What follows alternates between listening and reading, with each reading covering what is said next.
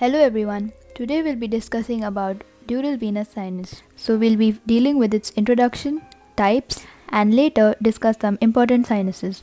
So this dural venous sinus are venous channels situated between the two layers of dura mater, namely the periosteal and meningeal layer.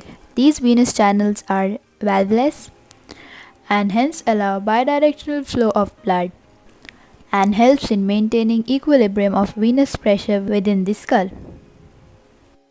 There are 5 unpaired sinuses, namely the superior sagittal, inferior sagittal, straight, occipital, and intercavernous sinus, whereas 7 paired sinuses are the cavernous sinus, superior petrosal, inferior petrosal, transverse, sigmoid, sphenoparietal, and basilar venous plexus. So dealing with the first important sinus is the cavernous sinus. So we'll be discussing this sinus on the following topics. First is its extension.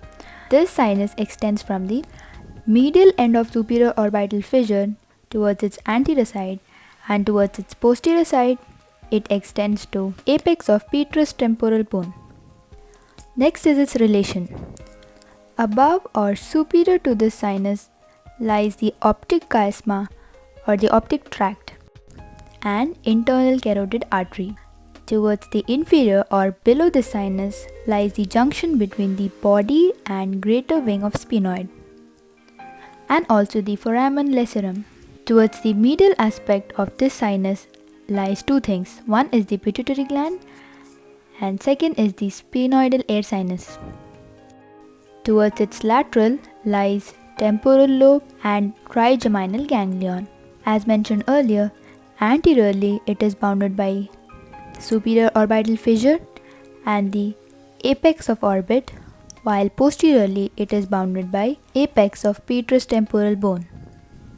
Next we move on to its tributaries. From the orbit we have 3 tributaries. One is the superior ophthalmic vein, inferior ophthalmic vein, and the central vein of retina.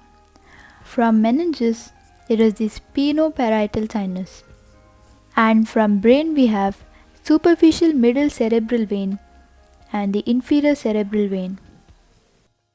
Now let's move on to its communication. Transverse sinus via superior petrosal sinus, internal jugular vein via inferior petrosal sinus, pterygoid venous plexus via emissary vein, facial vein via superior ophthalmic vein, opposite to the cavernous sinus via anterior and posterior intercavernous sinus, inferior vertebral venous plexus via basilar venous plexus, superior sagittal sinus via superior anastomotic vein. Next we move on to its applied aspects. The most common is the cavernous sinus thrombosis, which is caused by the infection that spreads from the dangerous area of face via deep facial vein, pterygoid venous plexus, and mainly the emissary vein to the cavernous sinus. It usually causes severe pain in the eye and edema in the eyelids. So next important sinus is the superior sagittal sinus. It is a triangular shaped sinus located between 2 layers of falx cerebri. It communicates with the venous lacunae. These are nothing but the pouches situated lateral to the sinus that drains the cerebrospinal fluid into the venous circulation. Its applied aspect includes superior sagittal thrombosis. Next is the straight sinus.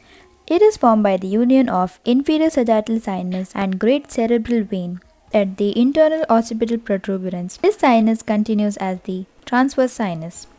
Next we move on to the sigmoid sinus. This sinus is formed by the continuation of transverse sinus and ends as internal jugular vein at the posterior margin of jugular foramen. Its applied aspects include the thrombosis of sigmoid sinus.